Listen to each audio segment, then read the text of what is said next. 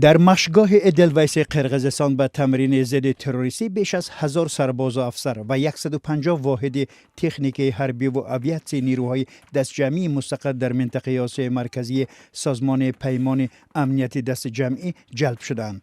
به آنها واحدهای قرقیزستان، قزاقستان، تاجیکستان و همچنین روسیه شامل می باشند.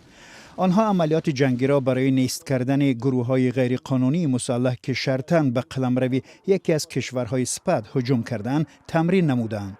گنرال پالکوونیک آناتولی سیدروف گفت وضع فعلی در افغانستان کشورهای پساشوروی آسیای مرکزی و روسیه را وادار می‌کند که برای تأمین امنیت چاره‌های علاوه‌ای اندیشند. سیدروف رهبر ستاد مشترک سازمان پیمان امنیتی دست جمعی را بر عهده دارد.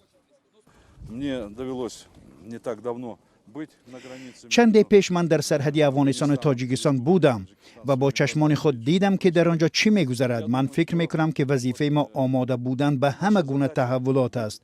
موضوع تمرین نیز با نظرداشت همین وضعیت انتخاب شد. اساساً این سمت مبارزه بر ضد تهدید تروریستی میباشد. تا آن دمی که در افغانستان وضع نااستوار است، در سرحد دولت‌های ما با افغانستان هم مشکل وجود خواهد داشت.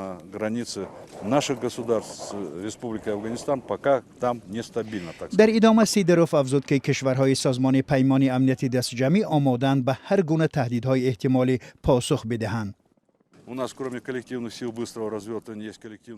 علاوه به قوه‌های مستقیم جایگیری کنی ما یک نیروی دست جمعی واکنش سریع داریم.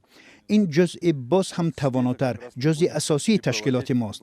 با او ما ماه اکتبر در تمرینگاه‌های تاجیکستان در نزدیکی مرز با افغانستان مشق‌ها می‌گذرانیم. مرحله نهایی تمرین نظامیان را نماینده حربی ترکیه، هندوستان، بریتانیا، آلمان و کشورهای دیگری مستقر در قرقیزستان مشاهده کردند.